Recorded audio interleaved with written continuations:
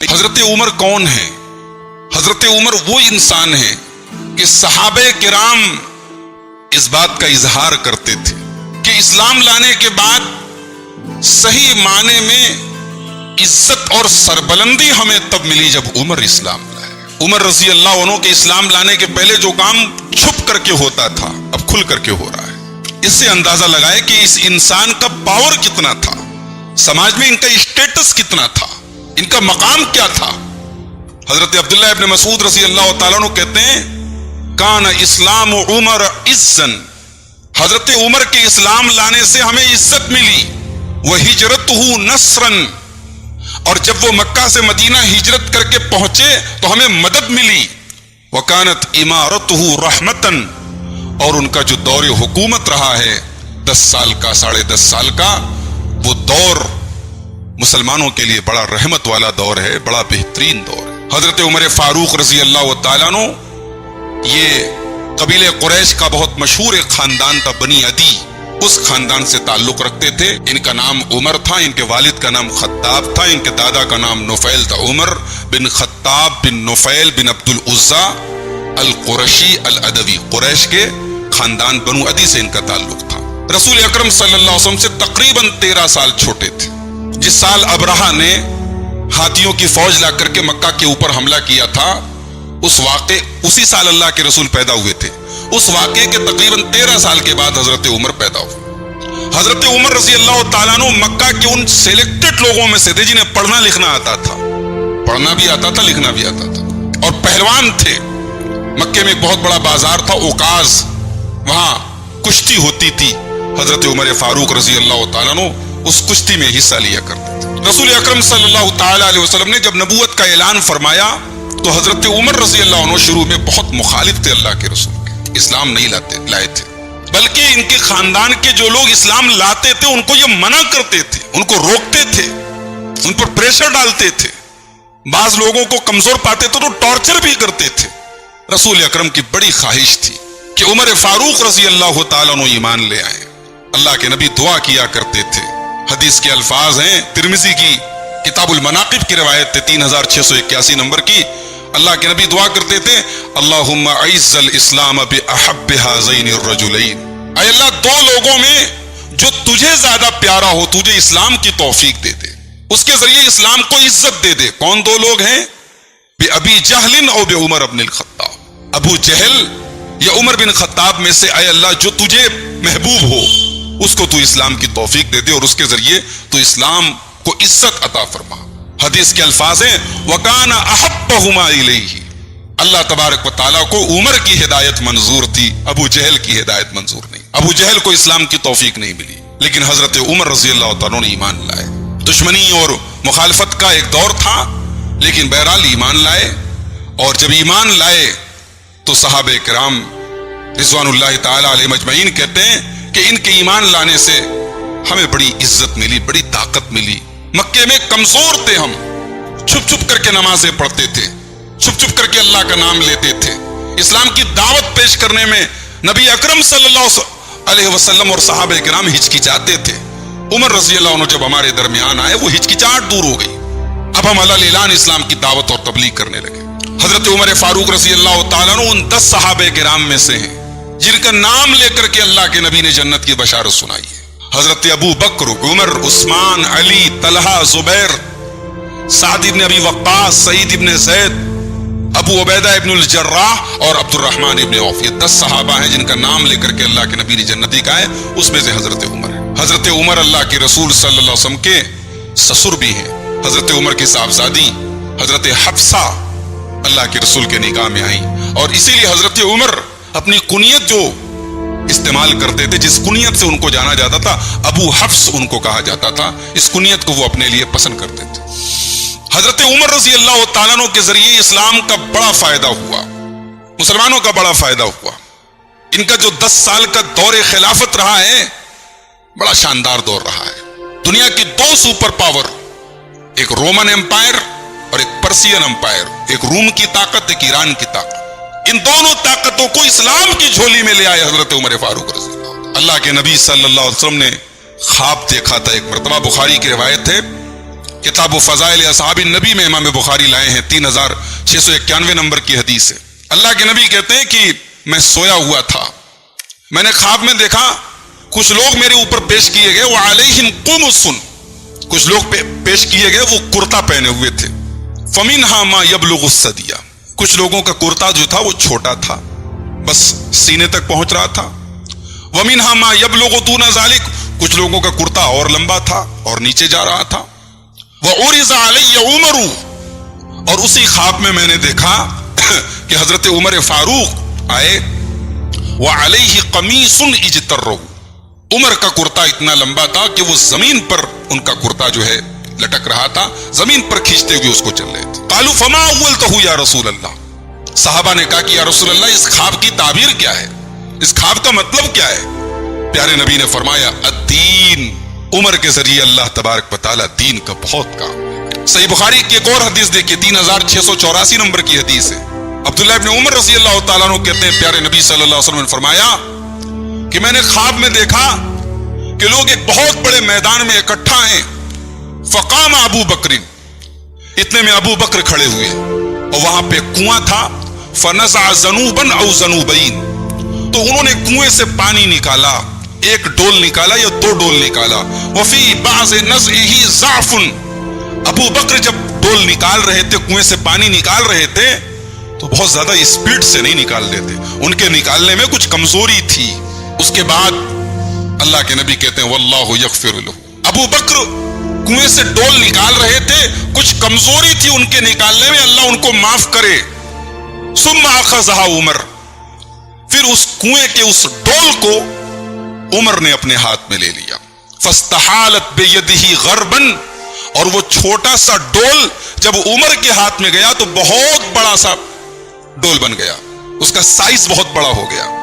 और उसके बाद फलम अरा अबकरियन फिन्नास, अल्लाह के नबी फरमाते हैं मैंने कोई पहलवान ऐसा नहीं देखा यफरी फरयहू, जो उमर के जैसी स्पीड से कुएं से पानी निकालता हो। हत्ता ज़रबन नासु बिअतन, यहां तक के लोग अपने अपने जानवरों को पानी पिला के उनकी चरागाह तक लेके चले गए, सब लोग सैराब हो गए, सबके जानवरों ने पानी पी लिया। बुखारी शरीफ की इस हदीस की तफसीर में, इसकी तशरीह में उलमा ने लिखा है कि हजरत अबू बकर की तौहीन मकसूद नहीं है इस हदीस में। अल्लाह के नबी बताना ये चाहते हैं कि हजरत अबू बकर को इस्लाम की खिदमत के लिए उतना वक्त नहीं मिल पाएगा, उनका दौर खिलाफत बहुत मुख्तसर, कल की गुफ्तगू में आपने सुना अल्लाह के रसूल सल्लल्लाहु अलैहि वसल्लम के इंतकाल के 2-2.5 साल के बाद इंतकाल हो गया उनका, मुख्तसर सा दौर खिलाफत था। हजरत उमर को वक्त मिला, 10 साल 5 महीने उनको उनका दौर खिलाफत रहा। हजरत उमर के जमाने में दुनिया के बड़े बड़े ममालिक फतह हुए, शाम का इलाका, इराक का इलाका, ईरान का इलाका, अजरबैजान का इलाका, मिस्र का इलाका, लीबिया, ये सारे के सारे इलाके हजरत उमर के दौर में फतह। बैतुल मुक़द्दस जो अब तक रूमियों के हाथ में था, ईसाइयों के हाथ में था, हजरत उमर फारूक रज़ी अल्लाह तआला अन्हु के दौर में बैतुल मुक़द्दस की चाबियां अमीरुल मोमिनीन के हाथ में आई। बैतुल मुक़द्दस में मुसलमानों को नमाज पढ़ने का मौका मिला। बैतुल माल माल से भर गया, इतनी खुशहाली आ गई, मुसलमानों के पास मालो दौलत की कमी नहीं रही। सहाबा के दौर में, नबी के दौर में जो परेशानी के हालात थे अब खत्म हो गए, वो पैसे की फरावानी हो गई। मगर मुसलमानों के बैतुल माल में पैसा है, उमर फारूक के घर में पैसा नहीं है। उमर फारूक की जिंदगी वही सादा जिंदगी है। अल्लामा इब्न साद अपनी तबकात में नकल करते हैं फकान ला याकुलु इल्लल खशिन मिन अत्ताम, अमीरुल मोमिनीन उमर इब्न खत्ताब यानी रूखा खाना खाते थे, सादा खाना खाते थे। वला यजमउ बैनल इदामैन, 2 किस्म का सालन इकट्ठा नहीं बनता था कभी उमर के यहाँ, हजरत उमर के यहाँ 2 किस्म का सालन इकट्ठा नहीं बनता था। हजरत उमर की एक खास बात और है, और ये बात शायद आप लोगों को मालूम ना हो, ये नई बात हो आपके लिए। क्या बात थी? हजरत उमर को अल्लाह तबारक व तआला ने ऐसा दिमाग दिया था कि उनके बहुत सारे फैसले बिल्कुल सही होते थे। वो जो सोचते थे, जो फैसला करते थे, बिल्कुल सही होता था वो। भाई ये बहुत बड़ा कमाल है, आदमी इतना दूर अंदेश हो कि 10 साल आगे की बात वो आज फाइनल कर दे कि हाँ ऐसा करोगे तो ऐसा हो जाएगा। हजरत उमर वो इंसान है कि उनके फैसलों की तायीद आसमान से हुई। मकाम इब्राहिम, खाने काबा के पास वो जगह जहां हजरत इब्राहिम अलैहिस्सलातु वस्सलाम के कदमों का निशान है, जहां खड़े होकर के उन्होंने खाने काबा की तामीर की थी। हजरत उमर की बड़ी तमन्ना थी یا رسول اللہ اس کو مصلی بنا لیا جائے, اس کو سامنے رکھ کر کے نماز پڑھی جائے. قرآن کریم کی آیت نازل ہوگی وَاتَّخِذُوا مِن مَقَامِ إِبْرَاهِيمَ مُصَلًّى. حضرت عمر نے سب سے پہلے اللہ کے رسول سے کہا تھا یا رسول اللہ آپ کے پاس اچھے لوگ بھی آتے ہیں, برے لوگ بھی آتے ہیں, آپ اپنی ازواج مطہرات کو پردے کا حکم دے دیں. صحابہ کرام آپ کے گھر میں آئے تو ڈائریکٹ آپ کی بیویوں سے بات نہ کر سکے, کوئی ایسا نظام بنائے کہ آپ کے گھر میں پردہ ہو جائے. قرآن کی آیت نازل ہوگی وَإِذَا سَأَلْتُمُوهُنَّ فَاسْأَلُوهُنَّ مِنْ وَرَاءِ حِجَابٍ. مسلمانوں تم نبی کے گھر میں جاؤ اور نبی کی ازواج سے تمہیں کوئی سامان مانگنا ہے تو پردے کی آڑ سے مانگو, ڈائریکٹ نہیں مانگ سکتے. پردے کا حکم نازل ہوگا. حضرت عمر فاروق رضی اللہ تعالیٰ عنہ نے ایک مرتبہ اللہ کے نبی کی بیویاں سب آپس میں سب لوگوں نے طے کیا تھا کہ ہمارا جو سالانہ خرچہ ہمیں دیا جاتا ہے کچھ اس میں اضافہ کیا جائے, ہمارے نان و نفقہ میں اضافہ کیا جائے. اس کو لے کر کے اللہ کے رسول کی ازواج مطہرات نے آپس میں کچھ میٹنگ کی. حضرت عمر فاروق کو پتا چلا. حضرت عمر فاروق آئے, اپنی بیٹی, ان کی بیٹی بھی ان بیویوں میں شامل تھی, حضرت حفصہ. اللہ کے نبی کی بیویوں کو مخاطب کر کے کہا اسارتہ ان طلقکن ان یبدلہ خیرا منکن. اے نبی کی بیویوں تم زیادہ غرور مت کرو اپنے اوپر, یہ تمہاری عظمت ہے, اللہ نے تمہیں اپنے نبی کی بیوی بنایا ہے. اللہ چاہے تو تم سے بہتر بیویاں اللہ اپنے نبی کو دے سکتا ہے, اللہ کے لیے تو مشکل نہیں ہے. لہٰذا تم اپنے مقام کو سمجھو, کوئی ایسا مطالبہ مت کرو جس سے نبی ناراض ہو جائے. حضرت عمر نے جو الفاظ استعمال کیے سیم وہی الفاظ اللہ نے قرآن میں نازل کر دیے سورہ تحریم کے اندر. عسى ربه ان طلقكن ان يبدله ازواجا خيرا منكن.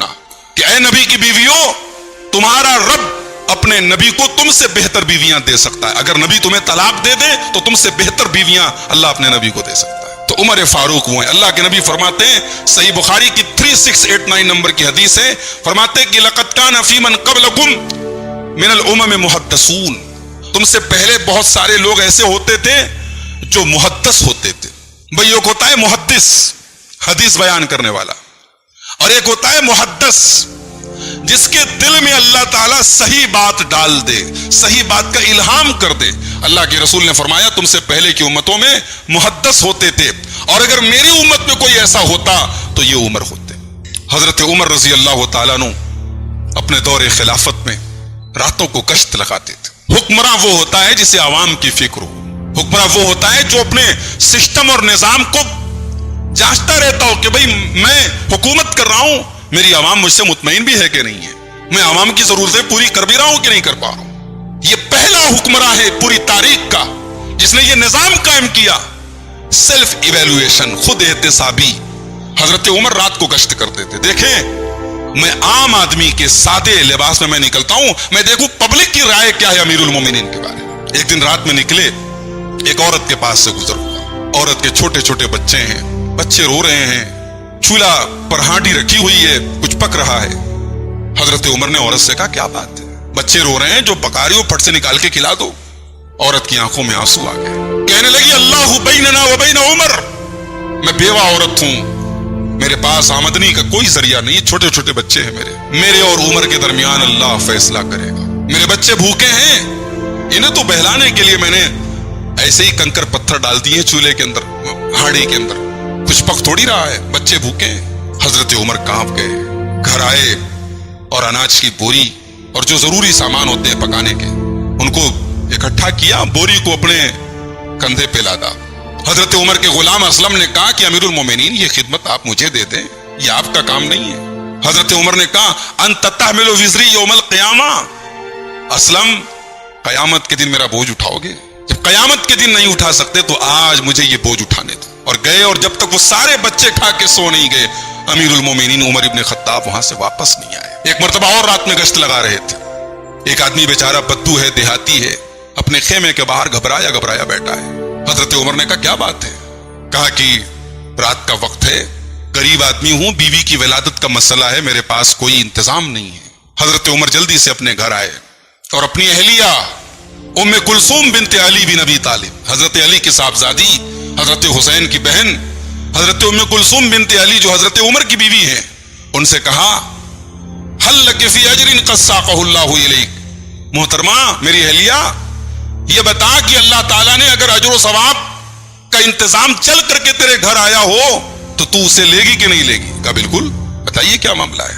حضرت عمر نے پوری بات بتائی, اپنی پیٹھ پر آٹا اور گھی وغیرہ یہ سب لادا. ام کلثوم نے پیدائش کے ٹائم جو ضروری چیزیں ہوتی ہیں وہ لی, اور یہ دونوں لوگ اس بدو کے گھر پہنچے. ام کلثوم اندر چلی گئی, پوری ڈیلیوری کرائی, اور اندر سے آواز دی امیر المومنین اپنے دوست کو بتا دے لڑکا ہوا ہے. اب بدو بڑا گھبرایا, میں اس کو ایک عام آدمی سمجھ رہا ہے, تو امیر المومنین نکلے اور لگا معذرت کرنے حضرت عمر فاروق سے. حضرت عمر فاروق نے کہا نہیں کوئی بات نہیں, یہ میرا کام تھا, یہ میری ڈیوٹی تھی. حضرت عمر رضی اللہ تعالیٰ انہوں نے اسے جو بھی ضرورت کا خرچہ وغیرہ تھا وہ دیا, اور اس کے بعد وہاں سے واپس آئے. یہ حضرت عمر فاروق ہے. میرے بھائیوں, پروپیگنڈا, آج افسوس کی بات ہے, محرم کا مہینہ قریب آ رہا ہے. میں پہلے دن کی گفتگو میں نے کہا تھا بھئی ہم اہل بیت کے چاہنے والے ہیں, لیکن اہل بیت سے محبت اور عقیدت کا یہ مطلب نہیں کہ ہم صحابہ پر تیر چلائیں.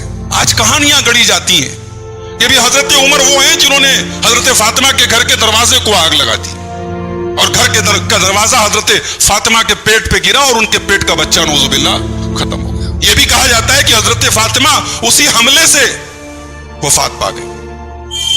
بھئی اگر یہ واقعہ سچا ہے اور واقعی میں حضرت عمر نے حضرت فاطمہ نعوذ باللہ حضرت فاطمہ کے گھر کے دروازے کو آگ لگائی اور ان کے پیٹ کا بچہ نعوذ باللہ شہید ہو گیا, تو پھر ہمیں اور آپ کو یہ بھی مان لینا چاہیے کہ حضرت علی کی غیرت اور خودداری کہاں چلی گئی تھی. جس کی بیوی کو کوئی قتل کر دے وہ اس کو اپنی بیٹی دے دے نکاح میں. بھئی یا تو اس واقعے کے پہلے انہوں نے بیٹی دی تھی یا بعد میں دی تھی. اگر پہلے دی تھی تو اپنی بیوی کے قاتل کے گھر میں اپنی بیٹی کو رکھا, کیوں طلاق کیوں نہیں دلوا دی؟ اور بعد میں اگر دی تو کوئی اپنی بیٹی کے قاتل کو, اپنی بیوی کے قاتل کو بیٹی تو نہیں دے سکتا. کربلا کے میدان میں جو لوگ شہید ہوئے اہل بیت میں سے, اس میں ابو بکر, عمر, عثمان, یہ تینوں نام ملتے ہیں. حضرت حسن کی اولاد میں بھی, حضرت حسین کی اولاد میں بھی. بھئی ہم تو نہیں سمجھتے ہماری ماں کو کوئی قتل کر دے ہم اپنے بچوں کا نام اس کے نام پہ رکھیں گے. یہ تصور کے باہر کی بات ہے, یہ کامن سینس کے باہر کی بات ہے, عقل کے خلاف بات ہے. کہانیاں گڑی گئیں تاکہ عمر فاروق پر لعنت کی جا سکے. آج ممبروں پہ لوگ بیٹھ کے جھوٹے واقعات بیان کرتے ہیں اور حضرت فاطمہ کی مظلومیت بیان کرتے ہیں, اور سننے والے حضرت عمر کے خلاف اپنے دل میں بغض و عداوت بھرتے ہیں. جس عمر کے بارے میں نبی نے جس کی ہدایت کی دعا کی ہو, جس عمر نے اپنی پوری زندگی کو اسلام کے لیے وقف کر دیا ہو, جس کے دور حکومت مسلمانوں کے لیے گولڈن پیریڈ رہا ہو, اس عمر پر آج کوئی لعنت کرے, میں سمجھتا ہوں اس انسان سے زیادہ ملعون کوئی نہیں ہو سکتا. حضرت عمر رضی اللہ تعالیٰ عنہ نبی کے ان صحابہ میں سے جن کا نام لے کے نبی نے جنتی کہا, مگر تقویٰ کا یہ عالم ہے, خوف خدا کا یہ عالم ہے, اللہ کے ڈر کا یہ عالم ہے کہ حضرت حذیفہ ابن یمان سے سوال کرتے ہیں, حذیفہ تجھے اللہ کے رسول نے منافقوں کی لسٹ دی تھی, تجھے بتایا تھا اللہ کے رسول نے مدینہ میں کون کون منافق ہے, حذیفہ سچ بتانا, میں تجھے اللہ کا واسطہ دیتا ہوں, یہ بتا اس لسٹ میں کہیں میرا نام تو نہیں ہے. کون کہہ رہا ہے؟ حضرت عمر فاروق رضی اللہ تعالیٰ. حضرت حذیفہ کہتے ہیں اللہم لا ولا ابرئ احدا بعدک, اے امیر المومنین کیسی بات کر رہے, اللہ معاف کرے, ایسا کبھی نہیں ہو سکتا. اگر آپ اس لسٹ میں شامل ہو گئے تو پھر اور کون بچے گا, پھر تو کوئی بچ نہیں پائے گا. ایسا بالکل نہیں ہے, قطعی نہیں ہے, غلط بات ہے, ایسا آپ مت سوچیے. یہ حضرت عمر فاروق ہے. حضرت عمر فاروق اتنے دور اندیش آدمی تھے. مدینہ کے اندر بہت سارے غیر مسلم غلام رہتے تھے. ایران کے پارسی لوگ بھی ہیں, یہودی لوگ بھی ہیں, عیسائی بھی ہیں. حضرت عمر رضی اللہ عنہ اس کے سخت خلاف تھے. اب ایران کے مجوسی ہیں یا عیسائی ہیں, یہودی ہیں, یہ سستے میں غلام کے طور پہ سستے میں مل جاتے تھے, لوگ غلام کا کام لیتے تھے ان سے. حضرت عمر اس کے خلاف تھے. مدینہ کے اندر ان غیر مسلم, ان مشرک غلاموں کو نہ رکھا جائے, ان سے ہم کو خطرہ ہے. اور حضرت عمر کی دور اندیشی بعد میں چل کے سمجھ میں آئی. حضرت عمر کا قاتل بھی ایک پارسی غلام تھا, ابو لولو فیروز, حضرت مغیرہ ابن شعبہ کا غلام تھا. حضرت عمر کے بہت سارے ایسے فیصلے ہیں. حضرت خالد بن ولید رضی اللہ تعالیٰ عنہ یہ مسلمانوں کی فوج کے کمانڈر تھے, اور حضرت خالد بن ولید کا ایک ریکارڈ یہ رہا ہے کہ وہ جتنی جنگوں میں کمانڈر رہے وہ جنگ کبھی ہاری نہیں خالد بن ولید. یہاں تک کہ اسلام کے پہلے کافروں کی طرف سے بھی جب حضرت خالد بن ولید لڑتے تھے تو کوئی جنگ ہاری نہیں ہے. انہوں نے, ان کی کمانڈ شپ میں مشرکین نے غزوہ احد لڑا تھا. غزوہ احد میں مشرکوں کی طرف سے, کافروں کی طرف سے خالد بن ولید کمانڈر تھے, اور مسلمان جنگ جیت چکے تھے, مگر خالد بن ولید تو خالد بن ولید تھے. بھئی آج بھی دنیا کے فوج کے جو ماہرین ہوتے ہیں, آج آپ انٹرنیٹ پہ جا کے سرچ کر لیں, टॉप 10 पूरी दुनिया की तारीख में, यानी फौजी जो निजाम होता है, फौज की जो हिकमत होती है, फौज की कमांडशिप करने का जो हुनर होता है, उसमें आज भी टॉप 10 में हजरत खालिद बिन वलीद शामिल है पूरी दुनिया की तारीख में। गज़वे उहद में मुसलमान जीत रहे थे, मुशरिकीन हार रहे थे, मुशरिकीन भाग रहे हैं। हजरत खालिद जो है मुसलमानों का कोई कमजोर कोना तलाश करो, कोना उनको मिल गया, वो पहाड़ी मिल गई जहां अल्लाह के रसूल सल्लल्लाहु अलैहि वसल्लम ने 50 सहाबा को तैनात किया था कि कुछ भी हो जाए यहां से नहीं हटना है। हजरत खालिद बिन वलीद ने देखा कि वहां तो 10 आदमी खड़े हैं, नबी ने 50 लोगों को तय किया था, जब जंग मुसलमान जीत गए 50 में से 40 चले गए, 10 बचे। खालिद बिन वलीद रजी अल्लाह तआला अन्हु, जो अभी रजी अल्लाह तआला अन्हु नहीं थे, अभी मुसलमान नहीं थे, उन्होंने उसी जगह से बैक डोर से हमला किया मुसलमानों पर, मुसलमान जीती जंग हार गए। तो ये खालिद बिन वलीद थे। मुसलमान सिपाहियों के बीच में एक मैसेज ये जाने लगा कि भाई खालिद को कोई हरा नहीं सकता है, खालिद तो खालिद है, सैफुल्लाह है, अल्लाह की तलवार है। हजरत उमर फारूक को ये बात पसंद नहीं आई। हजरत उमर ने लेटर भेजा, खालिद बिन वलीद को कमांडर के ओहदे से हटाया जाए और अबू उबैदा इब्न जर्राह को कमांडर बनाया जाए। अल्लाहु अकबर। आज हमारे और आपके यहाँ कुर्सी और ओहदे की बड़ी लड़ाई होती है, भाई इनको ये ओहदा क्यों मिल गया, हमें क्यों नहीं मिला। मस्जिदों में, मदरसों में, जमातों में, तंजीमों में ओहदे को लेकर बड़ी रस्साकशी है। सहाबे किराम से सीखो मेरे भाइयों, वो दुनियादार लोग नहीं थे, वो खिदमत करना जानते थे। खालिद बिन वलीद की माजूली का ऑर्डर आया, अबू उबैदा इब्न जर्राह को कमांडर बनाया गया।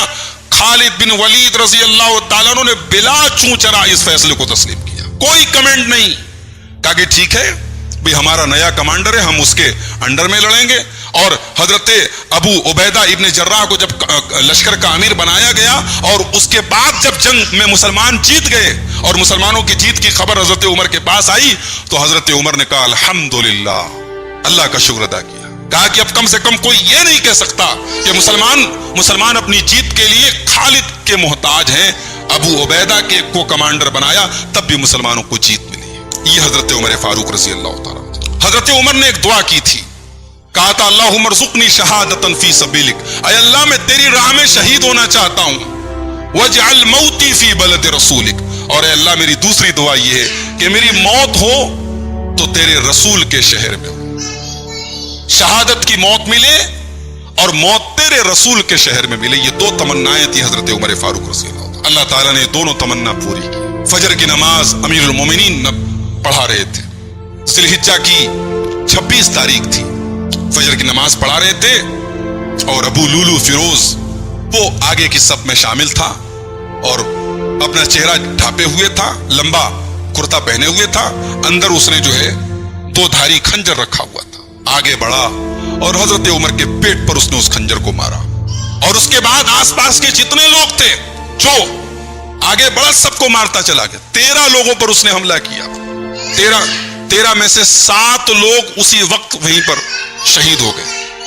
लेकिन अब हैरत की बात यह है, आज हजरत उमर रजी अल्लाह तआला अन्हु जैसे ही मुसल्ले पर गिरे, फौरन हजरत अब्दुर्रहमान इब्न औफ का हाथ पकड़ा और उनको मुसल्ले पर आगे बढ़ा दिया। भाई ये सहाबा थे, अमीरुल मोमिनीन तड़प रहे हैं, खून बह रहा है, मुसल्ले पर गिरे हैं, नमाज नहीं रुकी है। फौरन इमाम चेंज हो गया, अब्दुर्रहमान इब्न औफ को आगे बढ़ाया, उन्होंने जल्दी से हल्की हल्की नमाज पढ़ाई। जब सलाम फेरा गया, हजरत अब्दुर्रहमान इब्न औफ ने सलाम फेरा तो हजरत उमर ने पहला सवाल यह किया, मन क़तलनी, जरा देखो मेरे ऊपर यह कातिलाना हमला किसने किया है। जवाब मिला, मुगीरा इब्न शोबा के गुलाम ने किया है। हजरत उमर ने कहा, अल्हम्दुलिल्लाहिल्लज़ी लम यजअल मैतती बियद रजुलिन यद्दईल इस्लाम, ऐ अल्लाह तेरा शुक्र है तूने मेरी मौत ऐसे आदमी के हाथ से नहीं करवाई, मेरी मौत ऐसे शख्स के जरिए नहीं हो रही है जो इस्लाम का दावा करता है। मुसलमान ने मेरे ऊपर हमला नहीं किया, मुझे मारने वाला, मुझे कत्ल करने वाला एक मुशरिक है। उसके बाद हजरत उमर को घर लेके जाया गया। इतना यानी खतरनाक हमला हुआ था, इतना कारी हमला हुआ था कि अतड़ियां वगैरह सब कट गई थी। हकीम आए, दवाएं पिलाई जा रही हैं, दवा सब बाहर जा रही है, अंदर कोई दवा टिक नहीं रही। हजरत उमर को यकीन हो गया कि अब मेरी मौत का टाइम करीब आ गया। चेहरे पर बड़ी घबराहट थी।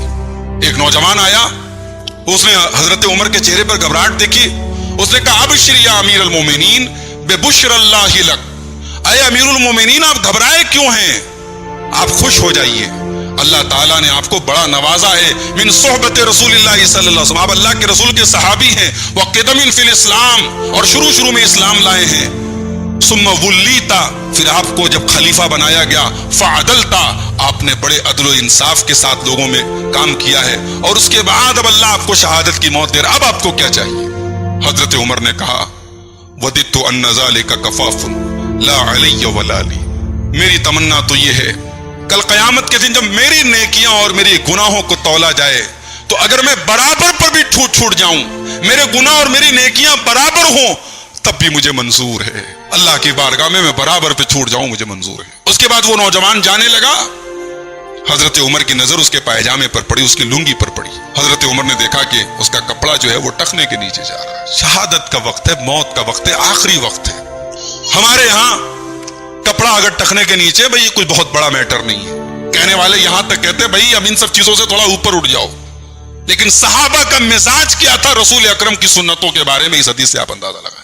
حضرت عمر نے دیکھا نوجوان کا کپڑا ٹخنے کے نیچے لٹک رہا ہے, بلایا اس کو, کہا کہ یبن اخی ارفع ثوبک, اے میرے بھتیجے اپنے کپڑے کو تھوڑا اوپر کر لے. فإنه انقى لثوبک واتقى لربک, اسی میں تیرے کپڑے کی صفائی ہے اور تیرے رب کا ڈر اور تیرے رب کا تقوی بھی یہی ہے کہ تو اپنے کپڑے کو ٹخنے کے اوپر. علماء کہتے ہیں کہ امر بالمعروف اور نہی عن المنکر کا جو فریضہ ہے شریعت میں, وہ حضرت عمر نے اس کا مطلب بتایا کہ اتنے نازک موقع پر بھی غلط کام کو حضرت عمر نے برداشت نہیں کیا.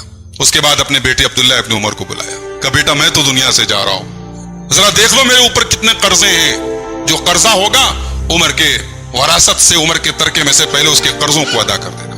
اس کے بعد اپنے بیٹے عبداللہ ابن عمر سے کہا بیٹے جا اور اپنی ماں اور ہم سب کی ماں اما عائشہ سے جا کے پوچھو کہ عمر ابن خطاب کی تمنا ہے کہ اپنے دونوں ساتھیوں کے وہ پہلو میں ان کے بغل میں دفن ہونا چاہتا ہے. اگر اماں اجازت دیں گی تو مجھے وہاں دفن کرنا, اگر اماں اجازت نہ دیں مجھے مسلمانوں کے عام قبرستان میں دفن کر دینا. حضرت عبداللہ ابن عمر رضی اللہ تعالیٰ عنہ جب اماں عائشہ کے پاس پہنچے, وہ زارو قطار رو رہی تھی, اپنے دوپٹے سے اپنے آنسوؤں کو پونچھ رہی تھی. اماں عائشہ نے کہا کہ وہ جگہ تو میں نے اپنے لیے سوچی تھی, مگر میں آج اپنا وہ حق عمر ابن خطاب کو دے رہی ہوں. میں کھلے دل کے ساتھ اجازت دے رہی ہوں کہ میرے والد اور اللہ کے رسول کے بغل میں وہ تیسری جو جگہ ہے وہاں پہ عمر ابن خطاب کو دفن کیا جائے. عبداللہ ابن عمر واپس آئے.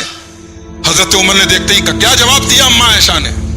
کہا ابا جان مبارک ہو, اماں عائشہ نے پازیٹو جواب دیا ہے, آپ کو اجازت دے دی ہے. حضرت عمر نے کہا سنو, میرے انتقال کے بعد, میرے دم کے ٹوٹنے کے بعد, میری سانس کے ٹوٹنے کے بعد جب میرا جنازہ لے کے جانے لگو تو پھر ایک مرتبہ اماں عائشہ سے اجازت مانگو, اجازت دیں تبھی مجھے اللہ کے رسول کے بازو میں دفن کرنا, ورنہ مجھے مسلمانوں کے عام قبرستان میں دفن کرنا. اس کے بعد کہا گیا امیر المومنین اپنے بعد کسی کو جانشین بنا دیں, آپ کے بعد کون امت کا خلیفہ بنے گا؟ حضرت عمر نے کیا پیارا جواب دیا ہے. حضرت ابو بکر نے انتقال کے پہلے اپنا جانشین حضرت عمر کو بنایا. حضرت عمر رضی اللہ تعالیٰ عنہ نے اپنا جانشین کس کو بنایا؟ کہا کہ ما اجد احدا احق بهذا الامر من هؤلاء النفر الذين توفي رسول الله صلی اللہ علیہ وسلم وهو عنهم راض. کہا کہ میں 6 لوگوں کو جانتا ہوں, رسول جب دنیا سے گئے تو ان سے راضی تھے. وہ 6 لوگ کون کون تھے؟ حضرت سب سے پہلا نام فسمى علی, علی کا نام دیا. لوگ عداوت اور دشمنی کی کہانیاں سناتے کہ بھئی علی میں اور عمر میں بڑی عداوت تھی, عمر اور فاطمہ میں بڑی عداوت تھی. عداوت ہوتی تو عمر فاروق رضی اللہ تعالیٰ نے اپنی شہادت کے پہلے امت کے جانشین بنانے کے لیے 6 لوگوں کی کمیٹی بنا کے جا رہے ہیں, اور اس میں پہلا نام, یہ بخاری کی روایت ہے, 3700 نمبر کی روایت ہے, پہلا نام لے رہے ہیں حضرت علی کا. فسمى علی, اللہ کے نبی جب دنیا سے گئے تو 6 لوگوں سے راضی تھے جو اس وقت زندہ ہیں. اس میں پہلا نام لیا علی کا, وہ عثمان کا, وہ زبیر کا, وہ طلحہ کا, وہ سعد حضرت سعد کا, وہ عبد الرحمن ابن عوف کا. اپنے بہنوئی سعید ابن زید کا نام نہیں لیا. سعید بن زید بھی تھے ان صحابہ میں جن 10 صحابہ کو اللہ کے رسول نے جنتی کہا تھا, مگر چونکہ بہنوئی تھے حضرت عمر نے کہا نہیں, اب میرے خاندان میں, میری رشتہ داری میں اب خلافت اور حکومت نہیں رہے گی, میرے بہنوئی کو بھی اس لسٹ سے نکال دیا. 6 لوگوں کا نام تجویز کیا. 26 ذی الحجہ سن 24 ہجری کو حضرت عمر فاروق کے اوپر حملہ ہوا اور 4 دن کے بعد 1 محرم الحرام کو آپ کا انتقال ہوا اور اسی دن آپ کو دفن کیا گیا، اور مدت خلافت جو رہی آپ کی وہ 10 سال 5 مہینہ 21 دن کی رہی۔ حضرت عمر کے دور میں شورا کا نظام بڑا زبردست تھا، مسلمانوں کے درمیان ایک سسٹم تھا کہ جو سمجھدار قسم کے ٹاپ یعنی ایلیٹ کلاس ہے مسلمانوں میں، جو پڑھے لکھے سمجھدار لوگ ہیں، حضرت عمر نے ان کی ایک مجلس بنائی تھی، ان کی ایک کمیٹی بنائی تھی اور بڑے بڑے فیصلوں میں ان سے مشورہ لیتے تھے۔ اور آپ کو ایک حیرت کی بات بتاؤں کہ حضرت عمر کی مجلس شورا میں عبداللہ ابن عباس بھی تھے، جو کہ بہت کم عمر تھے، 14-15 سال ان کی عمر تھی۔ تو اعتراض بھی کیا گیا، لوگوں نے اعتراض بھی کیا کہ آپ نے ان بڑے بوڑھوں کے بیچ میں اس نوجوان کو کیوں رکھا ہے؟ کہا کہ اس کے علم کی وجہ سے رکھا ہے۔ اور پھر لوگوں کے درمیان امتحان لینے کے لیے ایک مرتبہ حضرت عمر نے عبداللہ ابن عباس سے پوچھا، بیٹا یہ بتاؤ اذا جاء نصر اللہ والفتح اس سورت کا کیا مطلب ہے؟ کہا امیر المومنین یہ جو سورت ہے یہ رسول کی وفات کی خبر بتاتی ہے، حالانکہ سورت کے ترجمہ میں کہیں نہیں لکھا ہوا ہے بھائی اذا جاء نصر اللہ والفتح، جب اللہ کی مدد آ جائے، اللہ کی فتح آ جائے، فسبح بحمد ربک واستغفرہ انہ کان توابا، تو اے نبی آپ اپنے رب کی حمد و ثنا بیان کیجیے اور اپنے رب سے استغفار کیجیے۔ حضرت عبداللہ ابن عباس نے کہا یہ نبی کی وفات کی خبر ہے، یہ سورت نازل ہو گئی، اس کے چند دنوں کے بعد اللہ کے نبی کا انتقال ہو گیا۔ عبداللہ ابن عباس نے جب یہ جواب دیا، حضرت عمر نے کہا بیٹا جو تم نے جواب دیا یہی جواب میں جانتا ہوں، بالکل صحیح جواب دے رہا ہوں۔ اور پھر صحابہ سے کہا دیکھو ان کو میں نے اگر اس کمیٹی میں رکھا ہے تو اس کی وجہ یہ ان کا علم ہے، ان کی نالج ہے، یہ نبی سے قریب رہے ہیں اور نبی نے ان کے لیے خاص دعا کی ہے، ان کی یعنی جو معلومات ہے وہ بہت زبردست ہے۔ موقع پڑا تو حضرت عمر نے عورتوں سے بھی مشورہ لیا ہے۔ حضرت عمر ایک مرتبہ گشت کر رہے تھے، رات میں ایک عورت کی آواز سنائی تھی، ایک عورت رو رہی تھی اور کہہ رہی تھی تطاول هذا الليل واسود جانبه وارقني الله حبيب ولائبه، یہ رات لمبی ہو رہی ہے اور رات کی تاریکی پھیلتی چلی جا رہی ہے اور میرے لیے تکلیف کی بات یہ ہے کہ میرا محبوب میرے پاس نہیں ہے۔ یعنی وہ عورت جو ہے شوہر سے دور تھی، شوہر اس کا اسلامی فوج میں بھرتی تھا اور غزوے پر گیا تھا، شوہر سے دور تھی اور اپنے دکھ کا اظہار وہ شاعری کے ذریعے کر رہی تھی۔ حضرت عمر فاروق گھر آئے اور اپنی بیٹی حفصہ کو بلایا، ام المومنین حضرت حفصہ جو حضرت عمر کی صاحبزادی بھی تھی ان کو بلایا اور کہا بیٹا یہ بتاؤ کہ شوہر کے بغیر جو ہے وہ بیوی کتنے دن زیادہ رہ سکتی ہے تمہارے حساب سے؟ تو انہوں نے کہا کہ 6 او 7 اشہر، 6 یا 7 مہینے میکسیمم ہے، اس سے لمبے پیریڈ کے لیے شوہر کا بیوی سے دور رہنا ٹھیک نہیں ہے۔ حضرت عمر رضی اللہ تعالیٰ عنہ نے اسی وقت فیصلہ کیا، کہا کہ لا احبس الجیش اکثر من ھذا، آج سے میں یہ فیصلہ لیتا ہوں کہ اپنے فوجیوں کو اس سے زیادہ لمبے پیریڈ تک میں گھر سے دور نہیں رکھوں گا۔ وہ یعنی روٹیشن کا نظام چلے گا، یہ چلا گیا تو گھر چلا جائے پھر اس کی جگہ دوسرا چلا جائے، لیکن 6 مہینے سے زیادہ کوئی اپنے پریوار سے دور نہ رہے۔ یہ حضرت عمر کا نظام شورا تھا۔ ایک مرتبہ قحط سالی کا دور آیا حضرت عمر کے دور میں، لوگوں کے پاس اناج کی کمی ہو گئی، کھانے پینے کی چیزوں کی کمی ہو گئی۔ حضرت عمر فاروق رضی اللہ تعالیٰ عنہ گھی استعمال کرتے تھے گھر میں کھانے میں، انہوں نے گھی کا استعمال بند کر دیا۔ اور طبقات ابن سعد کے الفاظ ہیں جب وہ بغیر گھی کے روکھا کھانا کھانے لگے تو پیٹ سے کچھ آوازیں آنے لگی، تو اپنے پیٹ کو مخاطب کر کے حضرت عمر کہتے ہیں تقرقر واللہ لا تأکلہ حتی یأکلہ الناس، اپنے پیٹ سے کہتے ہیں کہ تجھے جتنا گڑگڑانا ہے تو گڑگڑا لے، اللہ کی قسم یہ بہترین غذائیں تجھے تب تک نصیب نہیں ہوگی جب تک عوام الناس کو نصیب نہیں۔ دنیا کے لیے آج بھی آئیڈیل ہے حضرت عمر کا دور حکومت، دنیا کے لیے حضرت عمر کا نظام حکومت کرنے کا انداز آج بھی آئیڈیل ہے، اور دنیا کے بڑے بڑے پولیٹیشین نے، بڑے بڑے سیاستدانوں نے تسلیم کیا ہے کہ حضرت عمر کے جیسا نظام بہت مشکل ہے، لیکن ایک آئیڈیل نظام حضرت عمر کے جیسا ہے۔ اللہ کی رحمتیں نازل ہو حضرت عمر فاروق کے اوپر، ان کے نام کا لقب پڑ گیا فاروق۔ فاروق کا مطلب حق اور باطل کے درمیان فرق کرنے والا۔ عمر جس کے ساتھ کھڑے ہیں وہ حق ہے، عمر کے ساتھ جو کھڑا ہے وہ حق ہے۔ حضرت عمر کے بارے میں اللہ کے نبی نے کہا تھا کہ اے عمر، شیطان ما لقیک الشیطان فی فج، جس راستے سے عمر تم گزرتے ہو شیطان وہ گلی وہ راستہ بدل دیتا ہے۔ آج بھی اگر انسان عمر فاروق کے ساتھ نہیں کھڑا ہے، عمر فاروق سے بغض رکھتا ہے، ان کے خلاف دل میں بدگمانیاں رکھتا ہے، وہ اپنے ایمان کی خیر منائے، وہ سمجھ لے وہ کس کے ساتھ کھڑا ہے۔ اللہ ان سے راضی ہو اور اللہ ہمیں ان کے نقش قدم پہ چلنے کی توفیق عطا فرمائے۔